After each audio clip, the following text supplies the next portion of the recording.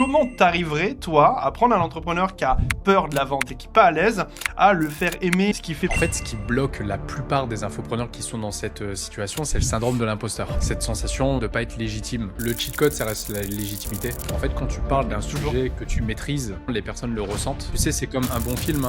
Lorsque tu regardes un film et tout de suite le réalisateur c'est Nolan, ça te dérange pas de rester 3 heures devant ton écran. Aujourd'hui, je trouve que le marché il est un peu à l'envers. Donc on va faire en sorte à ce que le paquet cadeau soit sublime, mais quand tu l'ouvres, grosse déception. En vue de ce que tu me dis, pour être un bon vendeur, il faut juste être passionné. Bon, salut Sofiane. On m'a introduit, on t'a introduit à travers des échanges que j'ai eus avec Wally et d'autres.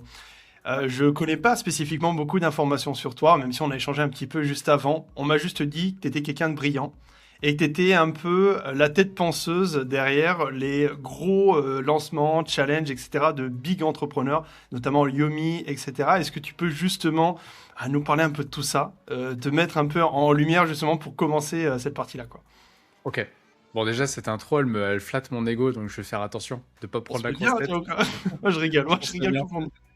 Non, bah déjà, merci pour l'invitation, Baptiste. Dans les grandes lignes, moi, ça fait plusieurs années que je suis Head of Sales, majoritairement sur plusieurs structures, plusieurs infopreneurs. Tu as cité Yomi, il y en a plusieurs. Il y a Yomi Netzel, il y a Oussama Hamar, Timothée Moirou, Théoridzi, enfin bref, vraiment une grosse structure.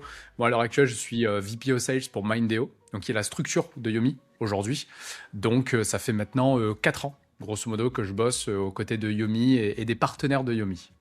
Trop cool, incroyable. Donc, ton métier, si tu devais résumer, l'expliquer à un gamin de 10 ans, ça serait quoi? Ouais, alors VP of Sales, qu'on pourrait aussi appeler Head of Sales, ça on va simplifier un peu le jargon, c'est un responsable d'équipe. Où mes différentes tâches vont être dans le recrutement de closers, donc plus particulièrement de commerciaux. Mon objectif, c'est de mettre en place également un écosystème, donc ça va être des outils, ça va être des scripts de vente, ça va être des vidéos de formation, ça va être de l'onboarding, de la montée en compétences pour des challenges qui sont quand même assez à la mode aujourd'hui. Donc je pense que tout le monde a déjà vu, on va dire, un challenge. Et également sur des structures permanentes. Voilà, pour des closers qui restent, on va dire, dans des BU, ce que j'appelle des business units. Donc, par exemple, la BU de Yomi Denzel pour vendre les prestations des différents infopreneurs. Et moi, je gère, voilà, justement, toutes ces équipes et cette mise en place. Incroyable. J'ai plein de questions qui viennent en tête. La première, c'est au niveau des challenges, parce que quand je le vois et quand tout le monde le voit de l'extérieur, on se dit, mais c'est quoi cette usine à gaz, entre guillemets? Et ça doit être une architecture extrêmement complexe. Est-ce que tu peux nous parler un petit peu des rouages qu'il y a derrière, du coup, dans ces lancements, etc., comment ça se passe, le nombre d'équipes, comment ça s'organise de manière générale, ouais. Ouais, alors c'est vrai que le challenge, on voit la partie visible de l'iceberg. Donc on voit un live, on voit des milliers de personnes qui sont sur le live, et ensuite on ne sait pas vraiment ce qui se passe derrière. Alors il y a plusieurs départements. Tu vas avoir des départements qui vont faire le marketing, des départements qui vont gérer le bon fonctionnement du webinaire. Moi, ma zone de génie, ça va être la partie vente, mais surtout conseil. Parce que l'objectif, c'est pas d'être tourné vers de la vente, mais c'est d'être tourné plutôt vers de l'éclaircissement pour toutes les personnes qui suivent un challenge. Donc, par où commencer? Parce que c'est vrai que c'est quand même un très gros sujet, les challenges. Je vais prendre voilà, un challenge classique. On va retrouver des outils. Donc, on va retrouver des outils pour prendre des rendez-vous. Et ensuite, tu vas avoir toute une équipe derrière de consultants. Qu'on pourrait aussi appeler des ambassadeurs, parce que c'est des personnes qui vont représenter l'image de l'infopreneur en question. Je pourrais prendre l'exemple de Yomi, qui vont accueillir les personnes qui s'intéressent à cet accompagnement, on va dire, pour en apprendre davantage. Et ensuite, toute cette équipe derrière, elle est mobilisée pour conseiller au mieux, pour orienter au mieux les personnes intéressées durant ces challenges, pour aller plus loin et donc passer à l'action. Je te le résume dans les grandes lignes. Je pense que si je pars dans les détails, on en a pour 6 heures, si tu as 6 heures de live. Podcast, j'aimerais bien aller manger après. Mais en tout cas, super intéressant. Et justement, la recette pour parce que j'ai plein d'autres questions, mais genre là, une recette pour un challenge qui fonctionne bien. Parce que tu vois, il y a beaucoup d'entrepreneurs par mimétisme qui se disent, tiens, vas-y, je vais lancer un challenge comme Yomi, je vais lancer un challenge comme Oussama. C'est quoi un petit peu les ingrédients qui font que le challenge va être une réussite selon toi? Alors déjà, je vais dire que la plus grande réussite d'un challenge se tourne au niveau du marketing et du positionnement. Ok. Je suis pas marketeur, Donc Ouais, moi, je vais t'expliquer de ce que je vois et de ce que je ressens, mais c'est vraiment un ciblage bien précis. ouais. L'objectif, c'est vraiment de parler à la meilleure des cibles. Donc si tu parles d'e-commerce, c'est vraiment des personnes qui s'intéressent déjà à l'e-commerce ou qui s'intéressent à l'idée de changer de vie, d'être beaucoup plus autonome. Donc déjà, la réussite d'un challenge, c'est de maîtriser qui est sa cible idéale. Ouais, Donc là, c'est purement marketing. Et ensuite, derrière, on va dire la réussite, c'est d'avoir les bons consultants, d'avoir les bons ambassadeurs. Tu peux pas mettre n'importe qui. Si on prend par exemple l'exemple de Yomi, l'objectif c'est que les différents consultants sachent exactement qui est Yomi, est-ce qu'ils sont alignés avec les valeurs également du challenge qu'on représente, ouais, qu'ils prennent également connaissance de les capacités du programme d'accompagnement et de sa ouais, valeur aujourd'hui. ouais. Et tous ces éléments mis bout à bout, ces deux gros piliers mis bout à bout, permettent de voilà, faire un challenge de qualité. Ok. Donc en gros, l'ICP, plus après la coordination des équipes avec finalement le marketeur, l'entrepreneur en question. Exactement, ouais. Et là, du coup, tu as un challenge qui devrait bien rouler, quoi. En gros, c'est les fondations du modèle, quoi. Exactement. En fait, il Ouais, faut vraiment voir ça. Tu as un arbre en face de toi. L'arbre, ce qui est visible, on va dire, c'est les différents lives. ouais, Donc, si un arbre il est joli, c'est qu'il a eu le temps de pousser. Donc, il faut des racines assez ouais, profondes pour ouais, voilà, d'avoir un bel arbre en face de soi. Donc, c'est vraiment toutes les fondations qui vont déterminer si un challenge va être une réussite ou non. Et surtout, bah, la légitimité. Donc, faire un challenge pour faire un challenge, je pense pas que ça va amener une réussite. Je pense qu'il faut ouais. une notoriété, il faut une légitimité, il faut une certaine valeur et surtout de la cohérence avec ce que tu proposes, quoi. Ouais, super intéressant ce que tu dis sur la légitimité. Tu vois, beaucoup d'entrepreneurs se lancent dans ce truc de challenge, mais en fait, derrière, en fait, la street cred, elle joue beaucoup plus, je pense, que ce qu'on Ouais, croit, en fait, là-dessus, tu vois. Donc, ouais, en ouais. gros, est-ce que toi, du coup, tu aurais des recommandations, par exemple, un entrepreneur qui veut faire un challenge, tu lui dirais si t'es connu, pas connu, enfin, ton premier conseil, ça serait de savoir s'il a déjà une sorte de personal brand forte, quoi, c'est ça? Euh, ouais, alors ça va dépendre vraiment de l'ambition. Je pense que la priorité, c'est pas forcément la brand, c'est le résultat derrière qu'il va proposer. Ok, Je pense qu'il faut déjà être dans une dynamique que le challenge à lui seul permet quand même d'apporter beaucoup de réponses et ouais, d'aider déjà beaucoup de personnes. Donc il faut déjà être dans ouais, cette transmission de valeur. Je pense ouais, qu'il y a quand même beaucoup d'entrepreneurs qui cherchent d'abord à générer du cash avant de transmettre de la valeur. Et l'idée ouais, de base ouais, du challenge, bah, c'est de fournir de la valeur gratuitement. Mais bien évidemment que si la valeur apportée, elle n'est pas suffisante pour les personnes intéressées, d'avoir assez de ressources pour aider réellement les personnes qui rentrent dans l'accompagnement. Après, la ouais. brand, etc., je suis d'accord, ça va faire un plus gros challenge, mais la Hmm. priorité, c'est quand même de rechercher la qualité et pas forcément la quantité. Ok, ouais, ça marche. Et en termes d'architecture, justement, il y a des jours à thème. Moi, genre, j'ai jamais fait de challenge, Ouais, j'en ai jamais suivi, donc ouais. je suis un petit peu observateur de tout ça. Tu vois comment ça se structure, une sorte de challenge type, entre guillemets. Il y a forcément des journées à thème, des lives à thème. Comment, globalement, c'est quoi le modèle initial un peu global? Alors, ça dépend. Tu vas avoir des challenges qui vont être tournés sur 5 jours, par exemple, ce qu'on Ouais, va ok, appeler ouais. un 5-day challenge. Tu vas avoir Hmm. des challenges sur 3 jours. L'objectif, c'est que durant ces 5 jours, puisque Ouais, en général, c'est plutôt 5 jours les challenges, tu ouais, puisses découper un très gros sujet en thématique. Donc, en ok, général, en fait, c'est un parcours initiatique. Si on prend par exemple l'e-commerce, bah forcément en e-commerce, tu vas devoir chercher un produit, tu vas devoir faire une étude Hmm. de marché, tu vas devoir sourcer ton produit, tu vas devoir créer un Ouais, site web. Et donc, on va ouais, découper en 5 jours pour éviter que ce soit chronophage bah, les différentes thématiques, de sorte à ce qu'on puisse avancer en même temps que les personnes qui suivent le challenge ouais, et qui puissent déjà avoir du résultat en 5 jours. C'est ça vraiment, tu ok. vois, la continuité d'un bon challenge. Ouais. Et comment tu fais pour garder les gens en haleine, tu vois, genre, parce que tu vois, genre, on est sur, les challenges, c'est sur une audience plutôt froide. C'est quoi un Ouais. peu le hack, le cheat code pour que les gens restent pendant ces 5 jours? Parce que tu vois, genre, je me dis, t'imagines faire venir quelqu'un sur une VSL et lui faire regarder 10 minutes de vidéo, c'est compliqué. Comment t'amènes autant de personnes à rester 5 jours en live avec une personne? T'as un secret, c'est quoi un peu le cheat code ou le truc qui fait ça, tu vois? Le cheat code, ça reste la légitimité. En fait, quand tu Ok, parles d'un toujours. sujet que tu maîtrises, Ouais. bah, naturellement, les personnes le ressentent, les viewers Mm. le ressentent et ils savent que ça va avoir du résultat.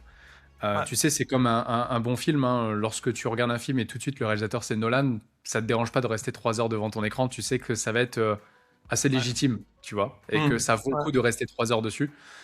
Pour moi, c'est la même chose sur un challenge. L'objectif, c'est pas de délivrer juste pour délivrer, mais c'est d'apporter Mm. réellement du concret et de rester toujours en suspense sur le jour suivant. Tu peux pas garder tout le Ok. monde, c'est impossible. Tu auras toujours une Ouais. part de personnes qui vont être motivées le premier jour et après qui vont lâcher les jours suivants. Mais c'est d'avoir assez de ressources, assez de valeurs à partager. Et bien évidemment, après, c'est du storytelling, hein. C'est de Ouais. garder le meilleur pour la fin. Donc, Ok. c'est d'apporter le plus gros sur la fin. Et c'est quoi le plus gros, justement, que tu t'apportes sur la fin? En général, c'est les résultats concrets. C'est tout ce que tu Ouais. as construit durant les quelques jours. Qu'est-ce que ça t'amène réellement comme résultat? Il faut que ces résultats soient réels pour le coup. Ouais. Et donc, lorsque tu apportes ce résultat, tu as réellement la vision des résultats que tu peux obtenir avec les actions qui ont été menées durant les 4 jours précédents.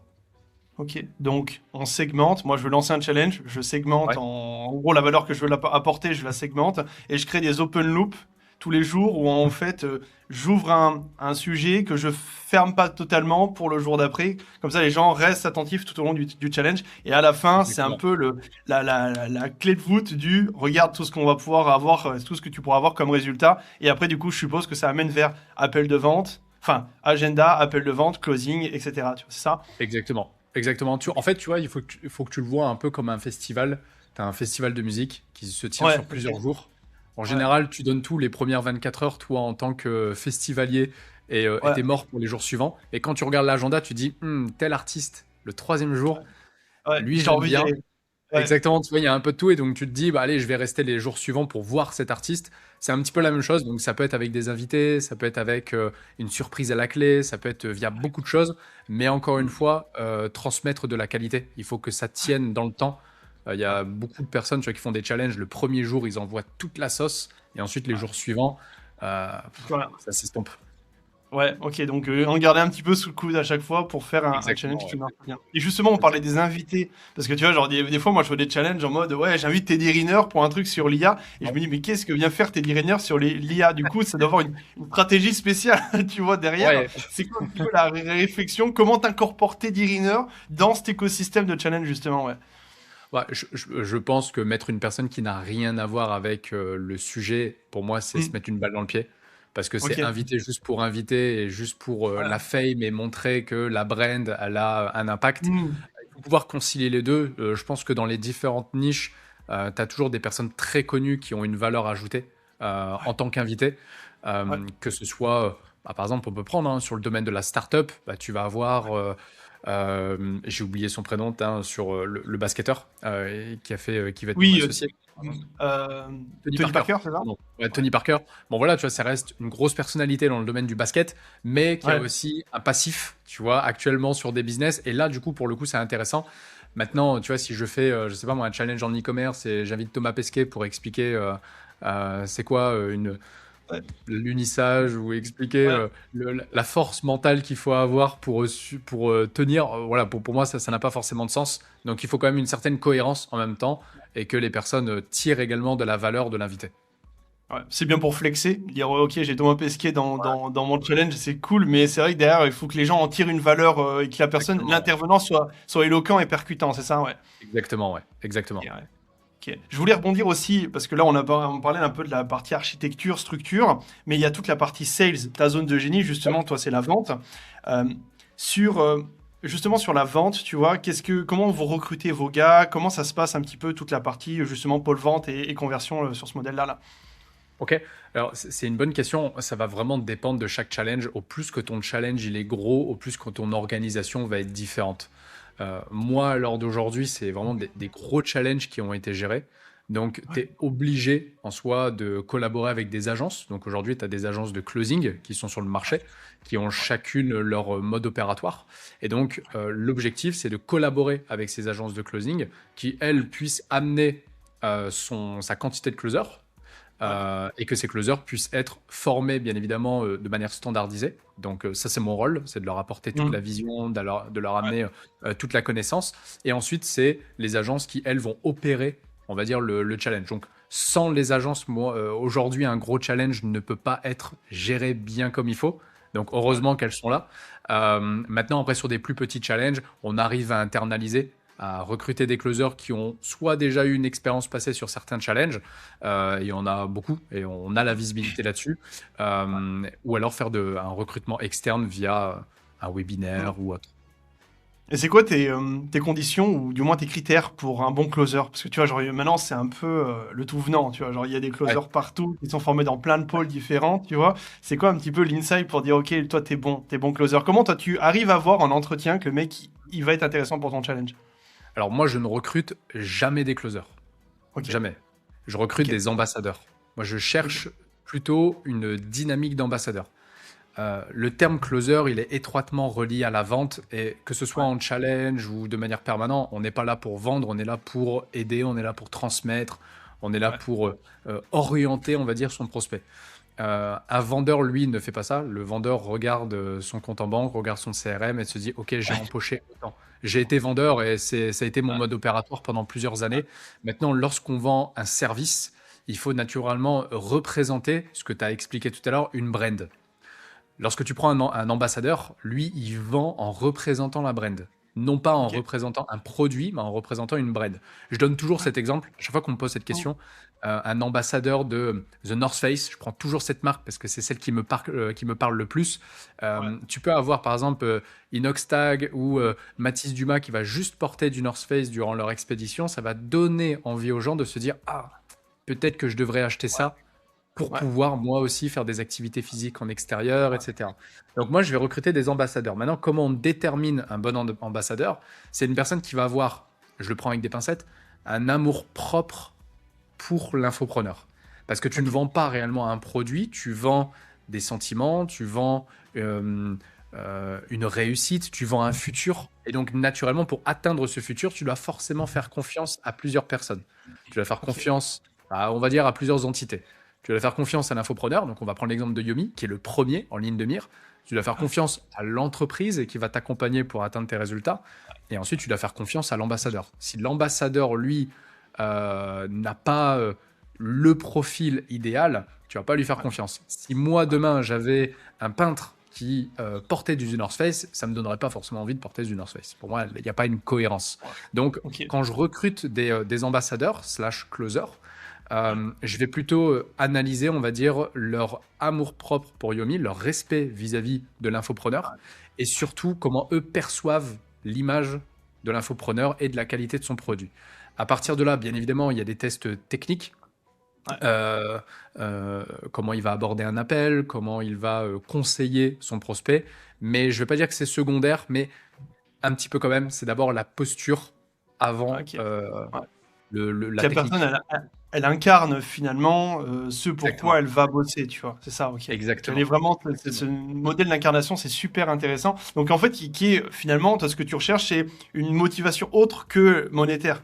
Genre par exemple, tu Exactement. préfères embaucher un mec qui est peut-être moins bon techniquement sur la partie sales, mais qui est un peu groupie de Yomi, ou du moins qui est intimement convaincu que c'est un mec génial et qui peut changer le monde, tu vois. Ça, Exactement. ok. En fait, tu peux prendre l'exemple d'un enseignant. Ouais, Moi, quand j'ai fait mes études, j'avais certains professeurs qui venaient dans l'amphi et tu les voyais, ils venaient un petit peu à reculons. ouais, Et ouais, quand ouais. on parlait un petit peu, tu vois, de l'éducation en général, vous savez, on n'est pas vraiment très bien payés, nous, dans l'éducation. C'était toujours un peu la même raison qui faisait qu'ils venaient un peu à reculons, où les élèves les emmerdaient à longueur de journée, et en plus de ça, c'était mal payé. Et j'avais quelques profs, moi, qui venaient, qui avaient toujours la patate. Ils étaient toujours là, ils voulaient transmettre, ils étaient au top, et c'était nos profs préférés. Et eux, leur dynamique, ça a été ah, moi, j'ai envie de vous transmettre. Je suis passionné par l'éducation, je suis passionné par le fait d'éduquer et de transmettre. Et leur motivation n'est pas l'argent. Et tu as beaucoup de personnes comme ça qui pratiquent des métiers passionnels au détriment de ce que ça peut rapporter financièrement. Et eux, en l'occurrence, ils ont une aura, tu vois, ce que je pourrais appeler, Hmm. euh, Ouais, qui leur permettent vraiment de briller et d'être meilleurs. ouais, Aujourd'hui, en toute honnêteté, hein, et si je prends comme exemple le dernier challenge de Yomi, où il y a eu beaucoup, beaucoup de closers, ouais. euh, le top 5, ça a été quasiment que des débutants. Tu as des personnes qui n'avaient pas forcément Ah ouais? d'expérience passée, ouais, sur des challenges ou en tant que closer. C'était pour la plupart leur première expérience, mais ils avaient tellement envie d'être Ouais, là, ils se ouais. sont tellement prêtés au jeu qu'ils ont fini haut la main en haut du classement par rapport parfois à certains experts en vente qui Ah sur ouais, papier ok. sont excellents, mais qui se sont un petit peu viandés sur ce challenge. C'est incroyable. Ok, c'est hyper intéressant comme retour. Et comment tu les cherches justement, ces personnes-là? Tu fais des sondages, c'est quoi le modèle de recrutement un petit peu là? Bah, comme je te dis, moi je suis pas tout seul. Là, Ouais, sur ce type de challenge, bah, il y a des agences, donc tu leur fais ouais, confiance. ok. En fait, Ouais, d'abord, il faut transmettre un peu la vision à ces ouais, responsables et aux ok, personnes qui vont recruter. Donc, en priorité, en fait, je recrute des responsables d'équipe.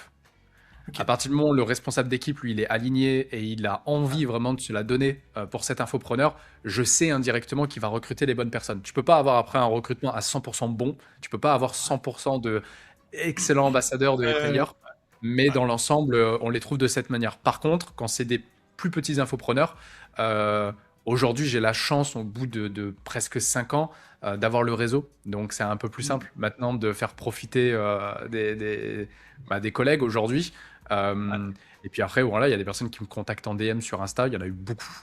L'un de mes meilleurs, j'ai envie de dire toujours ambassadeurs, mais pour que ce soit compréhensible pour les gens, closer, ouais. aujourd'hui que j'ai moi dans mon entourage, c'est quelqu'un qui m'a DM sur Instagram un peu au culot. Il l'a fait d'une certaine manière qui était un peu assez originale, j'ai envie de dire. Ouais. Et aujourd'hui, c'est quelqu'un qui est toujours en haut du classement sur toutes les missions qu'il va. Donc, C'est ouf. Ok. il y a aussi un peu Parce une que part de derrière, il y a la hasard. motivation. Ouais. Parce que derrière, il y a Exactement. la motivation et ça, on va y venir. Je pense que tu vois, j'en sais bien qu'on on bascule justement sur la partie vente Ouais. pure, justement. Toi, globalement, en vue de ce que tu me dis, pour être un bon vendeur, il faut juste être passionné, tu vois, c'est ça? Faut être passionné et avoir des bonnes intentions.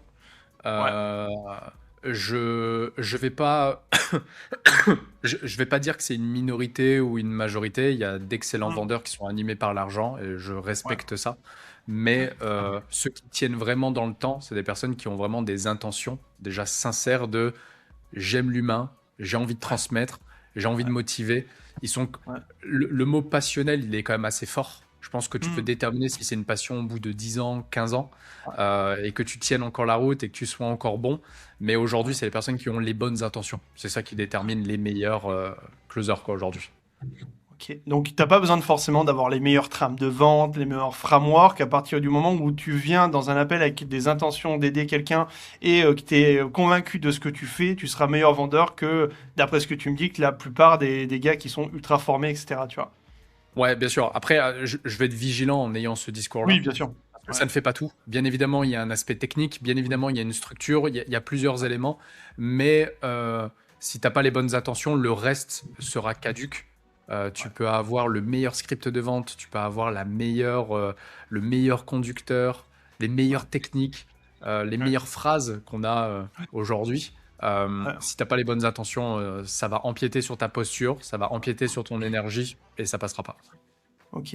Et imaginons maintenant, on est incarné, on a envie, on a de l'ambition, mais par contre, on n'a pas les skills. C'est quoi un petit peu maintenant ce qui permettrait de sublimer justement cette incarnation en termes de compétences de vente? C'est un peu, voilà, est-ce que tu as des conseils à donner, soit des trames, soit un déroulé? Qu'est-ce qui est important selon toi au niveau d'un appel de vente?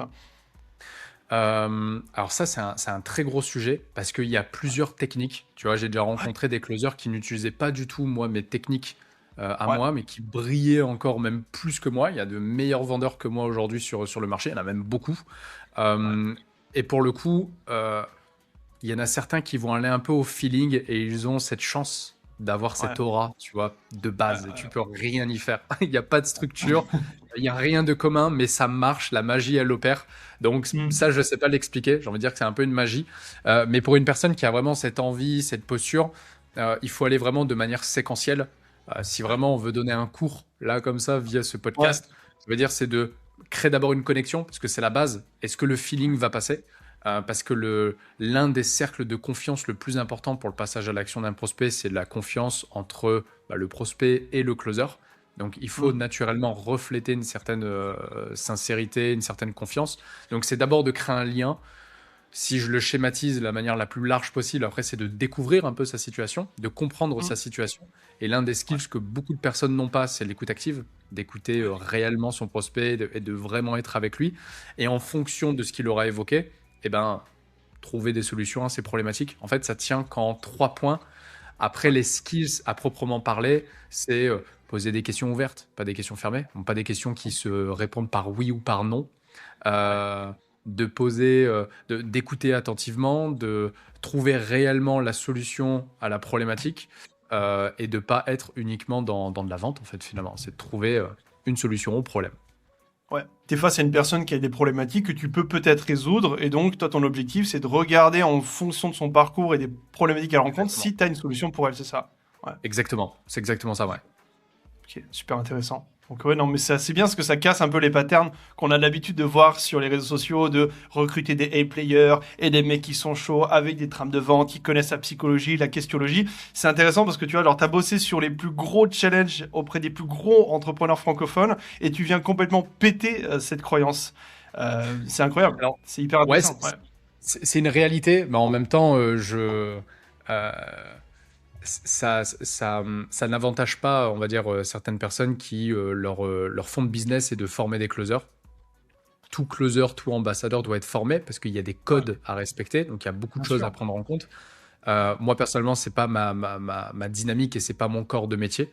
Ouais. Et j'ai vu tellement de personnes qu'on pourrait considérer comme novices et qui ont Hum, extrêmement bien performé parce qu'ils avaient l'envie. Et c'était mon cas à moi, hein, même si j'avais des codes de vente.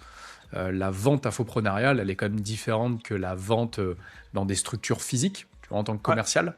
ouais, Euh, et donc, c'est pas dans l'intérêt de beaucoup de gens d'avoir ce discours-là. ouais. Moi, je l'ai parce que j'ai pas d'intérêt personnel.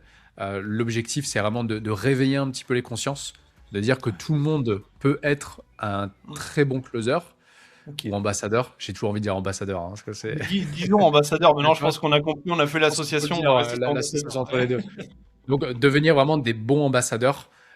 Et pour moi, pour être vraiment un excellent ambassadeur, bah, il faut être sur le terrain. Bien évidemment, il faut Ouais, une base au départ. Il faut avoir un bon ouais, accompagnateur, mais aller sur le terrain, être confronté réellement à la réalité et puis ajuster en ouais, conséquence. Donc, ouais. il faut juste avoir la chance après d'aller sur le terrain. C'est là le plus Ok. compliqué. Ouais, clairement. Et justement, je vais rebondir parce que tu vois, genre la vente, mine de rien, c'est pas fait, pas fait pour tout le monde. J'aime pas le terme, mais si tu veux, de base, initialement, il y a des gens qui sont plus ou moins à l'aise avec l'exercice, pour parler plutôt comme ça. Et pour beaucoup d'entrepreneurs, en fait, si tu veux, ça reste quand même une bête noire, tu vois. Les appels de Mm. vente, ça peut peut-être angoisser, ça peut peut-être stresser. Comment t'arriverais, toi, à prendre un entrepreneur qui a peur de la vente et qui est pas à l'aise, à le faire aimer ce qu'il fait? Parce que fondamentalement, la vente, ça fait partie inhérente de son travail, tu vois. Donc il aura beau Ouais. être le meilleur, s'il n'arrive pas à se vendre, il pourra pas. Est-ce que tu as un modèle, des choses, des façons de penser, un moyen de péter les croyances pour justement l'aider à amener à faire cette finalité, tu vois? Tu parles de l'infopreneur ou d'un closer qui veut améliorer Infopreneur, les deux, je dirais, parce que de toute façon, closer, si tu t'es mis dedans, c'est peut-être parce que tu as un petit appétence, entre guillemets. Ouais. Moi, je te parle vraiment de l'infopreneur qui fait les choses pour lui, tu vois, qui n'a pas encore de closer, et qui se dit, ok, ben, super cool, mais moi, Mm. ça m'emmerde, tu vois, genre, j'aime pas ça, tu vois. En fait, ce qui bloque la plupart des infopreneurs qui sont dans cette situation, c'est le syndrome de l'imposteur. Tout le monde l'a, Ouais, ce syndrome. ouais. Cette sensation, bah, comme on l'a dit un peu tout à l'heure, de ne pas être légitime. Euh, Moi, l'exercice que j'ai dû avoir, parce que moi, je vais prendre mon exemple, je ne suis pas un Ouais. infopreneur, mais je suis assez relié, on va dire, à ça. Ouais. J'ai longtemps eu cette difficulté à enseigner au départ des choses à certaines closers, Ouais. à certains closers. Ok. Ouais. J'avais du mal parce que il y a toujours cette crainte de ne pas être bon, de ce qu'on dit c'est mauvais, et ainsi de suite. Le meilleur moyen de réaliser qu'on est légitime, c'est déjà un petit peu de se retourner et de Ouais. voir le parcours qui a été mené, mais également de le noter. Moi, je suis quelqu'un qui conserve encore le format papier, donc Hmm. j'écris beaucoup quotidiennement. J'écris mes craintes, j'écris mes forces, mes faiblesses, etc. Et Ok. on va dire régulièrement, j'ai envie de dire une fois par mois, je vais prendre une feuille blanche, je vais tirer un trait au milieu, je vais mettre les Ouais. plus, les moins, et je vais faire un récap. Qu'est-ce que je sais faire de mieux et qu'est-ce que je sais faire de moins. Et on voit que le cerveau humain, il a tendance à voir toujours ce qui ne va pas et moins Ouais. ce qu'il va. Ouais. Donc, en général, sur ma liste, j'ai plus de choses négatives et je vais essayer de faire un focus sur les choses uniquement positives et j'essaye de voir si les choses positives peuvent manger des aspects négatifs et de les supprimer totalement. Donc, lorsque je fais cet exercice, après, je vais partir dans une quête un peu de reconnaissance envers moi-même. Me Hmm. dire, est-ce que j'ai déjà réussi à aider certaines personnes? Est-ce que moi, ce que j'applique m'amène du résultat? Et ainsi de suite, et ainsi de suite. Et à force, avec le temps, ma feuille blanche avec cette fameuse ligne au milieu que je conserve à chaque fois finit Ouais, par ouais, bien sûr. diminuer pour le Ouais. moins parce que tu fais un peu la paix avec toi-même et tu développes un certain ego, tu vois, où tu vas te dire, bon, bah maintenant, non, c'est bon, j'ai assez prouvé, j'ai assez compris, et donc je vous constate moins de choses négatives et plus de choses positives. Et cet aspect visuel plus scripté permet à ton cerveau de le réaliser à quel point c'est cohérent et tu peux y arriver. Je te passe tous les autres détails parce que je pense qu'il y a énormément de personnes sur euh, la partie mindset qui donne des conseils, le fait d'être toujours positif, le fait de se Mm. réaffirmer que Ouais. on est bon là-dedans, etc. Ça, c'est de la condition. Moi, personnellement, je ne vais pas dire que ça n'a pas marché. Moi, il a fallu noter, il a fallu le visualiser et ensuite m'éduquer personnellement pour y arriver. Ouais. Donc c'est un travail, on va dire, qui se fait progressivement, mais pour prendre le problème à la racine, c'est vraiment de peut-être rationaliser ce biais de négativité où tu as tendance à un peu tout voir un peu du côté dark et tu vois, genre rajouter un petit peu des pièces de l'autre côté de la page, quoi. C'est ça, quoi. Ouais. Exactement. Et Ok. il faut se dire aussi une chose, c'est que la personne en face, elle ne sait pas là où on est le plus fort, là où on est le plus faible. Elle a une Ouais. vitrine, donc il y en a beaucoup qui se cachent derrière une vitrine, ce qu'on peut Mm. appeler aujourd'hui la brand, hein. Et il y a des personnes qui ont des grosses brands, mais qui ont aucune valeur. Donc là, c'est un peu paradoxal. Donc, Ouais. je pense qu'il faut avoir cette capacité à se parler soi-même et de se comprendre soi-même avant de vouloir transmettre. Ouais, super intéressant. Ok. On va revenir un petit peu dessus. J'aimerais parler un peu de ton parcours parce que tu vois, genre, tu nous as donné beaucoup de valeur là sur ces 30 premières minutes. Mais fondamentalement, je pense qu'il y a eu, t'es pas né dans l'écosystème avec Yomi, etc. Et je pense qu'il y a tout a eu un parcours. Tu vois, est-ce que tu peux nous rapidement nous présenter un peu ce qui s'est passé et qu'est-ce qui t'a amené fondamentalement à faire ce que tu fais, tu vois? Ouais. Bon, moi, comme je l'ai expliqué, j'ai toujours été dans la vente. Ça fait 11 ans maintenant que je suis dans la vente, dans Ouais. différents secteurs. Donc, j'étais dans le secteur du tourisme, j'ai Ok. été dans le secteur de l'énergie. Donc, j'ai travaillé voilà, dans plein de domaines. Et durant mon parcours, toujours en tant que salarié, j'ai grandi dans le Ouais. salariat. Ok. Ma famille n'est pas entrepreneur. Donc, j'ai vraiment été conditionné dans cet univers. J'ai été un petit peu vacciné par la période dropshipping Ok. au tout début quand elle s'est lancée. C'est comme ça que j'ai rencontré Yomi en fait finalement sur YouTube. Je regardais son Mm. contenu, je me suis dit bon il faudrait peut-être que je me lance parce que j'avais besoin un peu plus de liberté. À ce Ouais. moment-là, j'étais au commercial terrain, j'avais déjà une semi-liberté, j'avais ma petite bagnole, ma carte d'essence. Enfin, on a l'impression déjà d'être un peu T'étais entrepreneur, tu vois, bien, ouais. T'étais bien, t'étais bien, ouais. Ouais. franchement, j'étais bien, ouais. Donc, j'étais vraiment dans une bonne situation à ce moment-là, mais j'avais besoin d'avoir encore plus de liberté. Et à ce moment-là, j'ai essayé l'e-commerce. Pendant quasiment un an, j'ai pas eu de résultat. Ok. Euh, c'est là où on voit que le cerveau notre manière d'agir, elle a quand même des conséquences majeures sur notre parcours où j'avais toujours cette sensation que je pouvais faire mieux que ce qu'on m'apprenait. Donc, je regardais la Ouais. formation de Yomi Ouais. et je me suis dit, ah, ça c'est intéressant, mais je vais essayer de faire différemment. Tu vois, cet ego de tu fais pas exactement ce qu'on t'enseigne et Ouais. Du donc coup, t'as j'avais pas pas vraiment forcément de de résultat. résultat. Ouais. Ah ouais, ouais, non, c'était très bancal à ce moment-là. Et à un moment donné, j'ai eu un ras-le-bol. J'ai échangé avec une des coachs qui était dans le programme de Yomi. Et Ouais. elle me dit, non, mais le meilleur conseil, c'est que tu appliques comme un enfant, à la lettre. Tu Ouais. cherches pas à comprendre, tu appliques. Donc c'est ce que j'ai fait, j'ai appliqué. Là, ça a explosé. Là, mes Ok. chiffres, ils ont évolué. J'ai eu une belle réussite en e-commerce. Il y a eu le Covid, ça a encore plus explosé, sans te le Tu cacher. m'étonnes. Tu Euh, m'étonnes. mais avec le temps, je me sentais de plus en plus isolé. J'étais chez moi, je parlais avec quasiment plus personne. Mm. Je faisais toujours mon taf de commercial et en plus e-commerçant.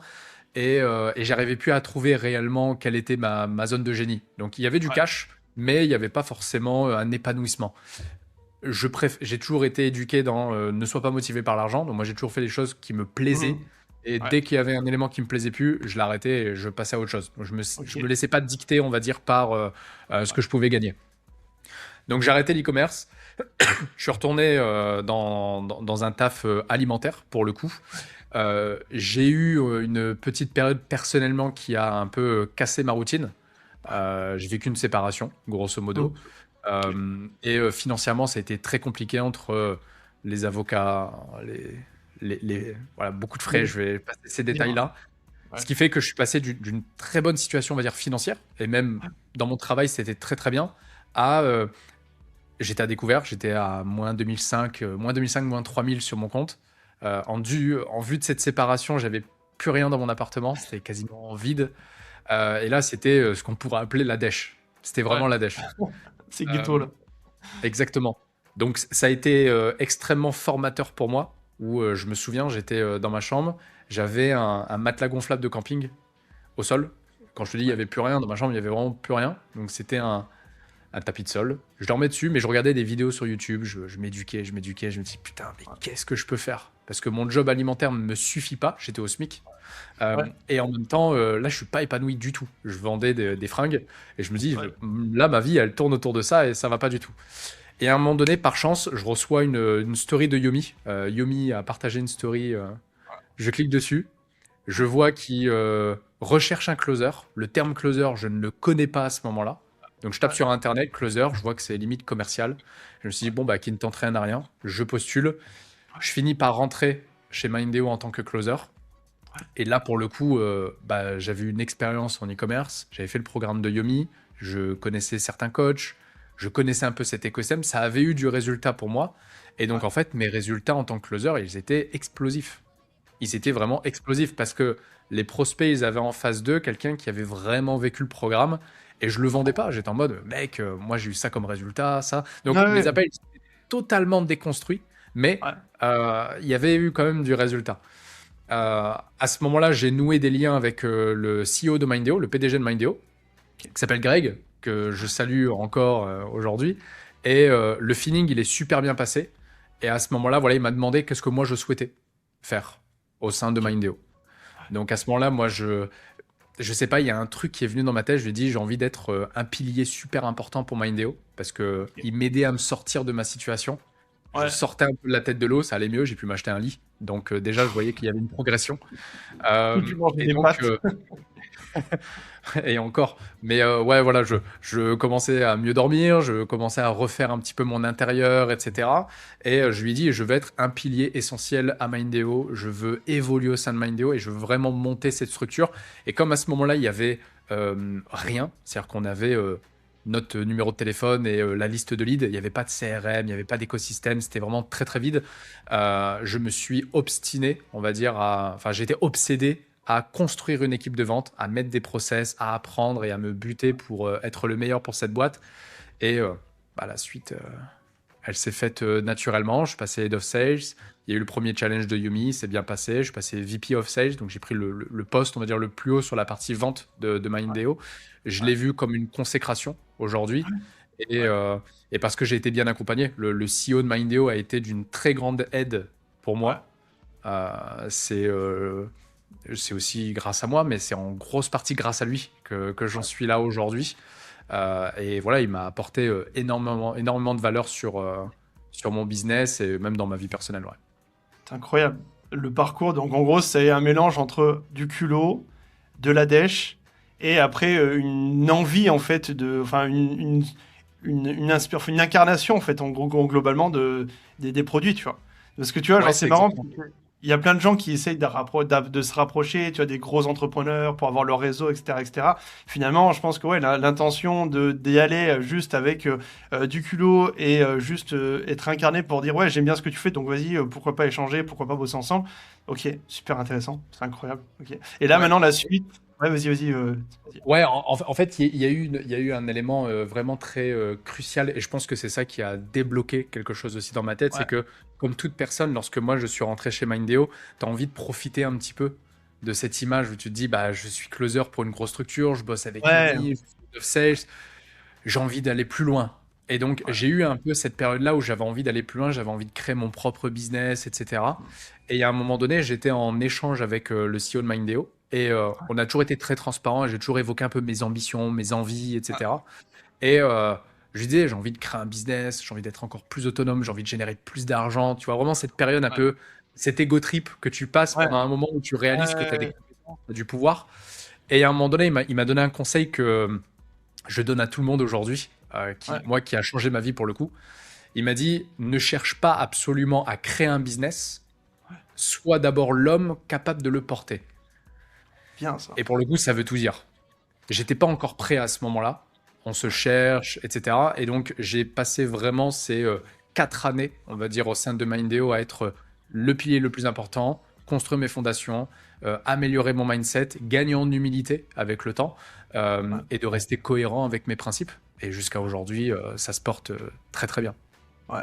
Et justement, c'est hyper intéressant ce que tu as dit justement sur le business prêt à, enfin, porter son business, tu as vécu quand même dans un gros écosystème. Ouais. Quels ont été tes apprentissages, on va dire, de cet écosystème? Enfin, forcément, tu vois, genre, tu dois apprendre des trucs complètement dingues parce que tout est à un niveau 100 fois au-dessus par rapport à des petits business classiques, même si c'est pas pour dénigrer, mais Ouais. c'est juste que, clairement, enfin, genre, tu jouais en F1 et d'autres jouent en Formule 3, tu vois. Comment ça se passe une équipe de Formule 1, du coup, sur la partie infopreneuriat, business de manière générale? Quels sont les apprentissages que tu retiens là justement Ouais. On me l'a jamais posé cette question. ouais. Donc, on me l'a jamais posé. C'est hyper intéressant et je pense que, en fait, c'est pas du tout l'image qu'on se fait de ce que c'est de jouer en F1, comme tu le dis. Ouais. Ouais. Moi, j'ai été très étonné. Je pensais que j'allais travailler avec. Alors attention, c'est des personnes qui sont très sharp dans leur manière Ouais. de travailler. Ok. Quand ils ont quelque chose en tête, ils l'ont. Il y a un peu cette magie où tu te dis, mais comment c'est possible? Il y a Ouais. une idée, on a parlé de cette idée autour de la table, et elle prend vie en très peu de temps. Mais par contre, ce que j'ai réalisé, c'est que l'argent n'est pas une source de motivation. Si ça l'est en fait aujourd'hui pour moi, c'est parce que j'ai grandi dans cette mentalité entrepreneuriale.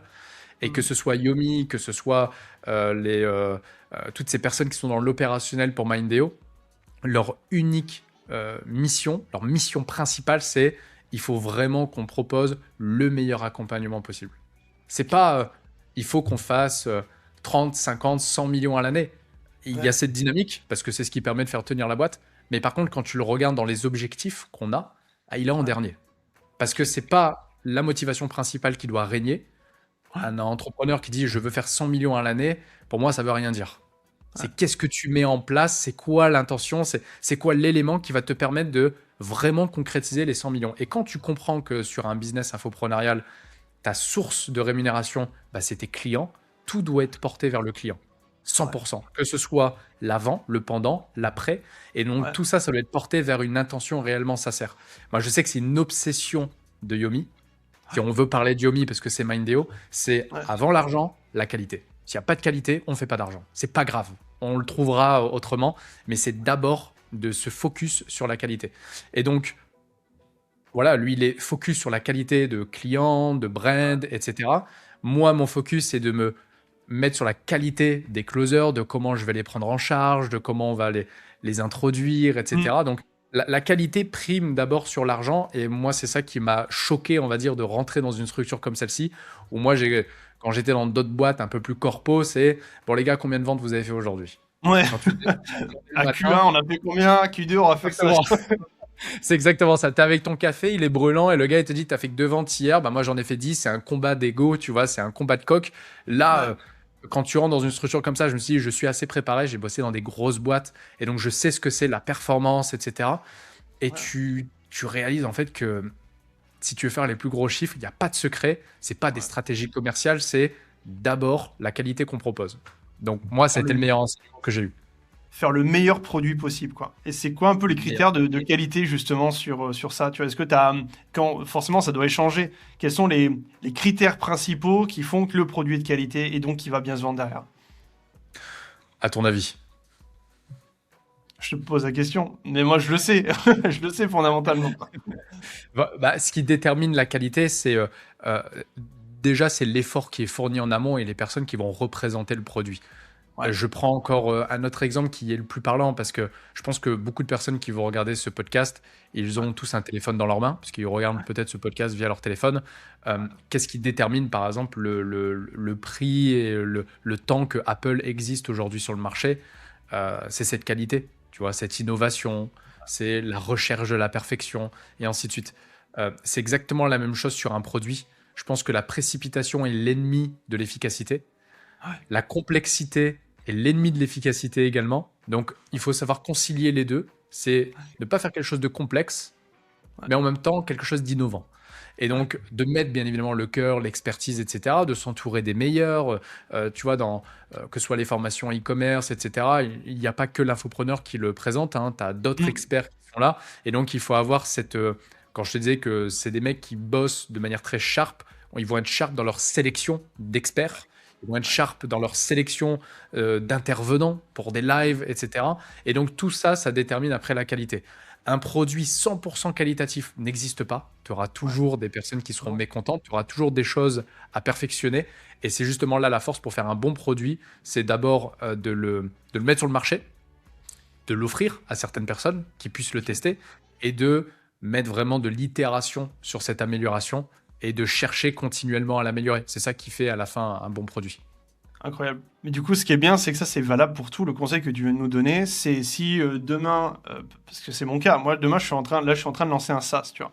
Un Ouais, SaaS pour Business Etiquette qui permet de traquer la data parce qu'on a un gros problème dans le etiquette de tracking de cette data. C'est un enfer. ouais, On ne sait pas d'où viennent les ventes avec le MTA, c'est avec la publicité, c'est très très compliqué. Donc là, on est en train de créer justement cet outil et ok, bah, en fait, moi, ça me conforte aussi dans le modèle qu'on est en train de créer, c'est-à-dire qu'on a pris un groupe avec des early adopters et on leur dit, bah les gars, vous avez 30 jours pour défoncer l'outil, nous faire le retour sur toutes les features que vous voulez, et nous, on vous implémente tout et on vous régale, quoi. Donc finalement, le modèle de création de produits de qualité, c'est tu lances un truc imparfait, mais tu as une intention de faire quelque chose de parfait, c'est ça? ouais. C'est Ouais, exactement ça. C'est ouais, exactement ça. Alors, je pense qu'il faut accepter que le premier produit ne sera pas bon. Il ouais. faut l'accepter, ce qu'on appelle, tu vois, dans des startups, le MVP, tu vois, Hum, une première base. Mais il faut que ouais, déjà cette première base soit cohérente et qu'elle soit fonctionnelle. Alors là, toi, tu parles d'un SaaS. Si on prend un produit infopreneurial, c'est de la transmission de connaissances. Donc, il hum, faut être, voilà, il faut prendre avec des pincettes. ouais, Mais c'est clairement ça, c'est d'être ouvert déjà aux critiques et d'être continuellement dans cette recherche d'amélioration. Et là, clairement, ouais. c'est ce que tu es en train de faire. Donc, bah, Ok. déjà, bravo, Donc, félicitations. C'est trop bien comme bah, produit. merci. Et Bah, tu ça me le régale, passeras. ouais. De quoi? Je pourrais le tester, tu me le passeras. Bah, évidemment, ouais. Bah, si tu veux faire partie du early adopter, on a lancé Allez, avant-hier, let's donc go. Let's je go. t'envoie. Let's go. Mais ouais, donc tu vois, c'est cette dynamique et c'est hyper intéressant, tu vois, genre de cette réflexion en fait parce qu'il y a beaucoup de croyances qu'on est en train de péter mine de rien et c'est incroyable parce que tu vois, genre ce truc du cherche d'abord à faire de la qualité et la qualité crée la vente et crée de la richesse derrière. Ça c'est pour moi le gros problème de l'infoprenariat actuellement. Peut-être que tu vois, tu scrolles un peu comme moi sur les réseaux sociaux et tous les mecs qui te parlent de faire 100K, 200K, 400K, etc. Mais le marché, en tout cas, c'est ce que j'ai observé et peut-être que tu l'as vu aussi. Mais les mecs qui font le plus d'argent, c'est les mecs qui sont omnubilés par la qualité de leurs produits, quoi. Et je pense que tu seras d'accord avec moi, Exactement. quoi. Ouais, Mais on le voit quotidiennement, hein. Tu prends des mecs comme Zuckerberg, tu prends des gars comme Musk, même ouais, si je veux pas faire, je vais pas mettre tout le temps en avant Musk sur tout ce qu'il ouais, fait. Mais ce que je veux dire, c'est que c'est des personnes où ils sont obsédés par la perfection dans ce qu'ils proposent. ouais. Euh, Ils ne se cachent pas devant une brand parce que la brand en elle-même, elle est pas si folle que ça, hein. Moi, quand je regarde Mark Zuckerberg, elle est pas attirante, sa brand. Non, Elle est même très loin d'être attirante, surtout dans les débuts. Tu ouais. prends Elon Musk, je suis désolé, mais quand je le regarde, c'est pas quelqu'un où je me dis, ouais, il a une brand de malade. Non, non, non. Il a une identité, voilà, Ouais, mais elle est pas folle. Par contre, le produit derrière, euh, il est très loin d'être mauvais, ouais, très très loin d'être mauvais sur tous les aspects. Et je pense que c'est d'abord ça. Aujourd'hui, je trouve que le marché il est un peu à l'envers. C'est-à-dire qu'on va d'abord se concentrer sur la brand. ouais. Donc on va faire en sorte à ce que le paquet cadeau soit sublime, mais quand tu l'ouvres, grosse déception. Je pense qu'il faut mettre plus de temps à chercher le bon cadeau avant de chercher le papier cadeau. Ouais. Je suis d'accord avec toi, complètement d'accord avec toi, et j'aime bien l'allégorie. J'aime bien ouais, ok, tu fais le cadeau, et puis après, au pire, c'est même s'il est emballé avec du journal, on s'en fiche, parce que le truc derrière est beau. Enfin, il y a l'effet quand même wow qui sera là, tu vois. Donc, ok, non, Exactement. ouais. Tu peux pas être C'est déçu. incroyable. Ouais. Pour terminer un petit peu et aller un petit peu sur la partie vente, parce que je pense que tu as quand même des choses à nous apporter sur la partie sales, la partie même ambassadeur, on va réutiliser ton terme directement. Euh, un ambassadeur, finalement, c'est quelque chose qui ça se fait à un instant T, à un point A, mais ça se fait aussi avant et après, tu vois. Genre, en tout cas, les Exactement. bons vendeurs, les bons ambassadeurs se font avant et après. Comment c'est quoi les conseils que tu donnerais et comment tu peux retrouver un bon ambassadeur justement sur ce processus? Parce que ça se fait pas juste à un moment précis, tu vois. Tu veux dire dans le parcours de vente, c'est ça? Ouais, c'est ça en fait. En gros, comment par exemple, tu vois, genre, je suis ambassadeur pour moi, ou enfin, je suis closer pour moi, ou peu importe. Mhm. Ça se fait pas juste le closing.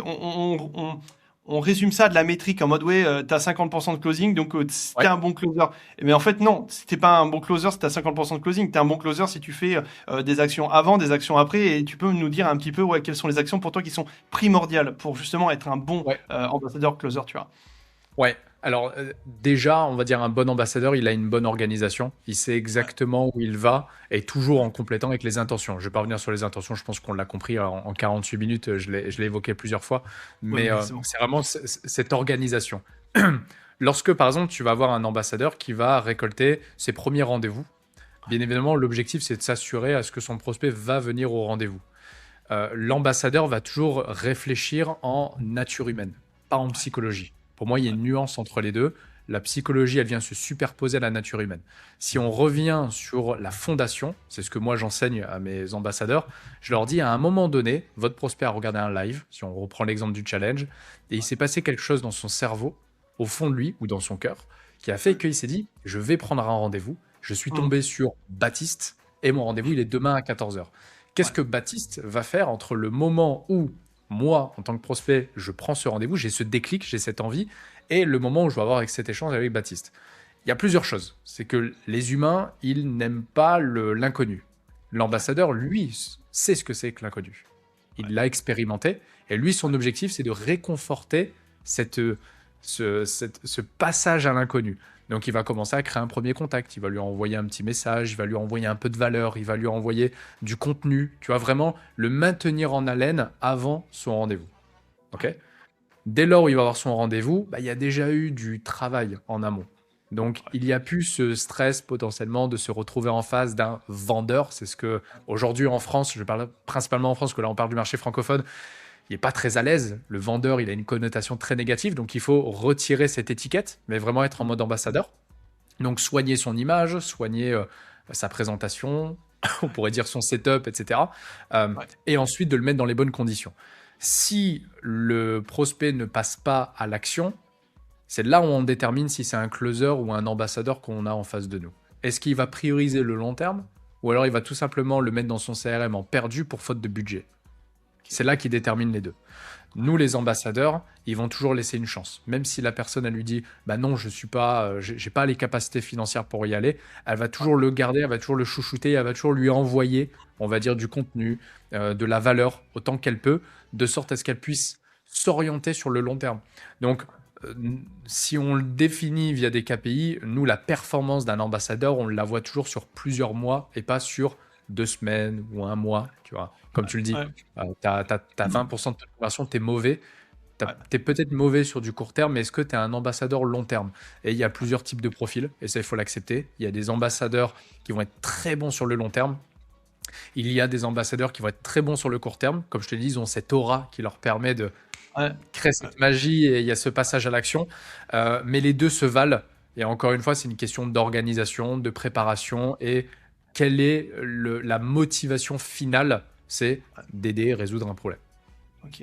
Donc en gros, toi, tu favoriserais davantage en termes de recrutement ou de recherche de profil, plutôt des gars qui sont méticuleux sur l'avant, le pendant et l'après, Ouais, que des mecs qui sont extrêmement bons juste sur une courte période en mode, «J'ai fait mon affaire, je me casse et j'ai empoché la monnaie», quoi, c'est ça? exactement, ouais. Ouais. Parce Exactement. qu'on Et en fait, ça se tient dans les deux sens, hein. Euh, je pense que c'est la volonté d'un prospect, mais c'est ouais, la volonté d'un infopreneur. ouais, Aujourd'hui, on voit, il y a beaucoup de challenges. On parlait de challenge tout à l'heure. Et tu as beaucoup de sales qui vont venir sur un challenge. Ils vont rester une semaine et demie, 2 semaines, ce qui est le cycle de vente classique. Hop, ils vont jumper chez un autre. Ils vont faire leur affaire et ils jumpent chez un autre.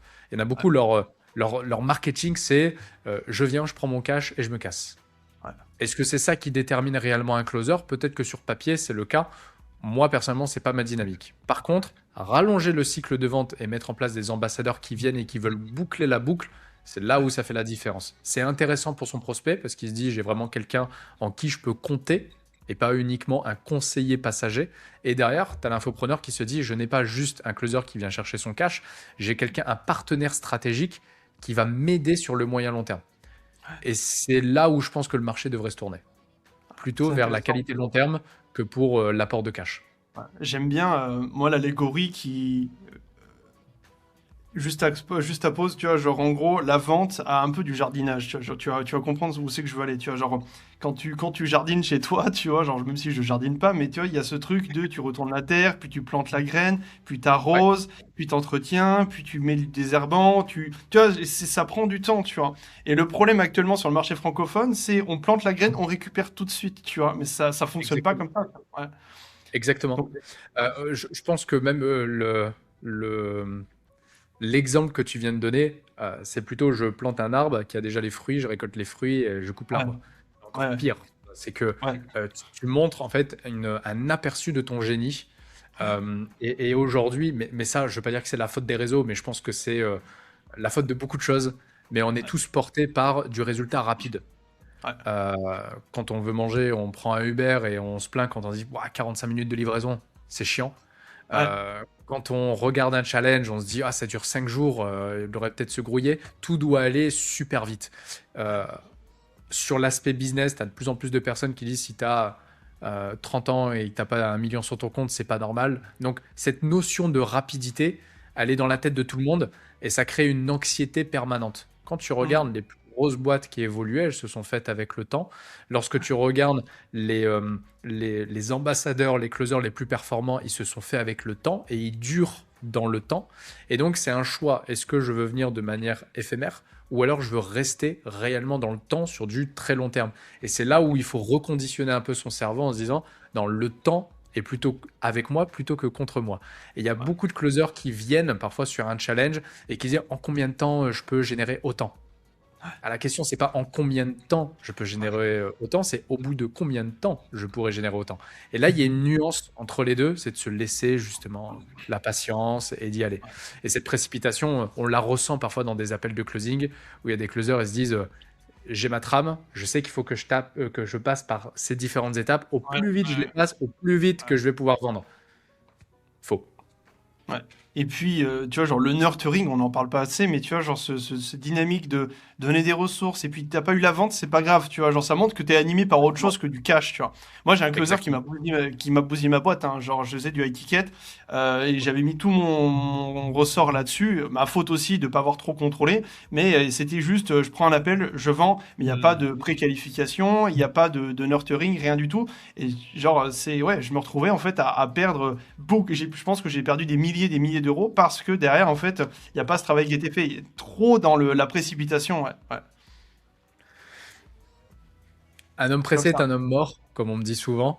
Ouais. Donc le but, c'est pas de se précipiter, c'est de faire les choses bien comme il faut. Et c'est pour ça que avoir un responsable d'équipe qui est dans cette dynamique, moi, ça a été mon rôle. Et je pense que c'est ça qui a fait que j'ai autant de temps d'expérience au sein de Mindeo, où Ouais. en général, il y a beaucoup de turnover quand même, dans ce genre de Ouais. grosse boîte, tu vois, où il y a C'est ce beaucoup que de je voulais dire. demandes.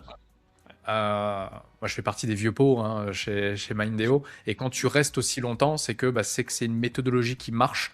Et je pense qu'il en faut plus des personnes qui ont, je vais pas dire ma dynamique, hein, mais qui ont une dynamique Mm. long terme et Ouais. éduquer, on va dire, bah, j'ai envie de dire les jeunes closers, parce qu'il y a de plus en plus de très jeunes closers qui démarrent, qui ont 18, 19 ans et qui sont pas encore éduqués sous cette dynamique. Et c'est important ouais, de le mettre en avant. Ouais. Merci pour ça, ça régale. Je voulais terminer sur les quelques minutes qui nous restent.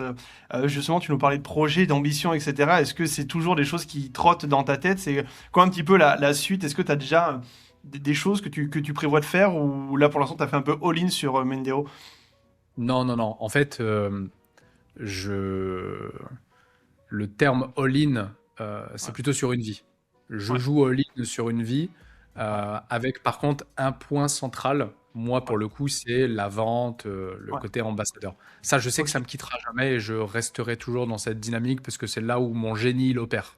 ok. Euh, Depuis cette fameuse anecdote avec le CEO où j'évoque, il faut d'abord être Ouais. l'homme capable de le porter. Je veux pas dire que je pense être devenu cet homme, Hmm. ça serait mentir, je vais rester humble là-dessus, mais je me rapproche plus de ce que c'est que cette personne qui doit tenir un business. Jusqu'à aujourd'hui, moi, ma force a été de aider les entrepreneurs qui avaient des épaules à maintenir leur business et à grossir leur business. Donc moi, ça m'a permis d'avoir une visu à 360. Donc Ouais. bien évidemment, j'ai des projets. Bien évidemment, elles sont en cours, bien évidemment, elles grossissent, Hmm, mais hmm. tout en respectant, on va dire, ma dynamique qui, pour le moment, ça a été de travailler dans l'ombre, Aujourd'hui, moi, tu regardes Sofiane Tess, je suis inconnu au bataillon, et ça a été ma volonté, hein, c'était d'être tranquille dans mon coin et de pouvoir faire mon travail de mon côté. Là, mon projet, c'est de maintenant renverser un peu la balance, de commencer à être un peu plus visible Ouais. et d'aider, on va dire, ce marché, parce qu'il y a encore beaucoup d'avenir, on va dire, en closing. Il doit être mieux fait. Il y a beaucoup d'acteurs sur le marché qui font du super bon taf et qu'il faut encore continuer à grossir, et le marché, lui, grossit. Donc, naturellement, il faut prendre des actions bien spécifiques. Donc, je peux pas trop en dire, mais il y aura du changement. Ouais. On va suivre ça de près. Ben non, que tu vas nous te mettre un peu plus sur le devant de la scène, entre guillemets, on pourra suivre ça de près. Est-ce que tu as un mot de la fin, quelque chose à dire, un petit drop the mic, une citation, quelque chose que tu as envie de partager pour terminer ce podcast? J'aime pas, moi, les phrases qui font waouh, tu vois, parce que Ouais, en général, elles sont intéressantes au moment où tu l'expliques, mais elles sont un peu dénuées de sens.